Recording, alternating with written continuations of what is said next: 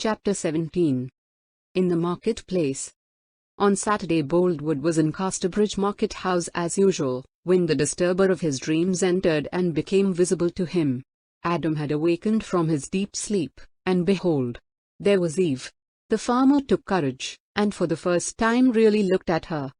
Material causes and emotional effects are not to be arranged in regular equation.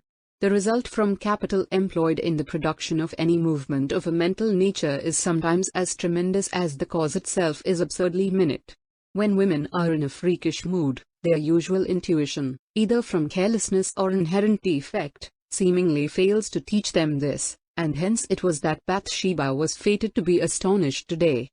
Boldwood looked at her, not slyly, critically, or understandingly, but blankly at gaze, in the way a reaper looks up at a passing train, as something foreign to his element, and but dimly understood.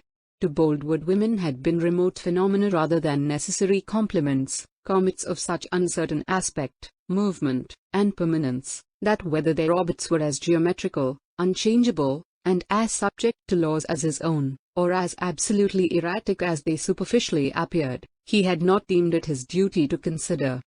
He saw her black hair, her correct facial curves and profile, and the roundness of her chin and throat. He saw then the side of her eyelids, eyes, and lashes, and the shape of her ear. Next he noticed her figure, her skirt, and the very soles of her shoes. Boldwood thought her beautiful, but wondered whether he was right in his thought, for it seemed impossible that this romance in the flesh, if so sweet as he imagined, could have been going on long without creating a commotion of delight among men, and provoking more inquiry than Bathsheba had done, even though that was not a little. To the best of his judgment neither nature nor art could improve this perfect one of an imperfect many. His heart began to move within him. Boldwood, it must be remembered, though 40 years of age, had never before inspected a woman with the very center and force of his glance. They had struck upon all his senses at wide angles. Was she really beautiful? He could not assure himself that his opinion was true even now. He furtively said to a neighbor, "Is Miss Everdene considered handsome?" "Oh yes, she was a good deal noticed the first time she came, if you remember. A very handsome girl indeed." A man is never more credulous than in receiving favorable opinions on the beauty of a woman he is half, or quite, in love with. A mere child's word on the point has the weight of an RA's. Boldwood was satisfied now. And this charming woman had in effect said to him, "Marry me." Why should she have done that strange thing? Boldwood's blindness to the difference between approving of what circumstances suggest, and originating what they do not suggest, was well matched by Bathsheba's insensibility to the possibly great issues of little beginnings. She was at this moment coolly dealing with a dashing young farmer, adding up accounts with him as indifferently as if his face had been the pages of a ledger. It was evident that such a nature as his had no attraction for a woman of Bathsheba's taste. But Boldwood grew hot down to his hands with an incipient jealousy. He trod for the first time the threshold of the injured lover's hell.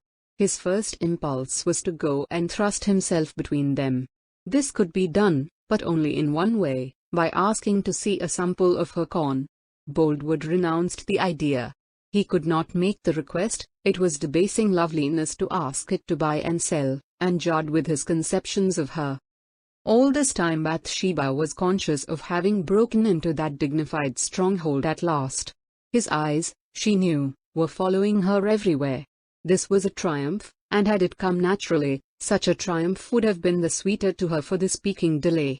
But it had been brought about by misdirected ingenuity, and she valued it only as she valued an artificial flower or a wax fruit.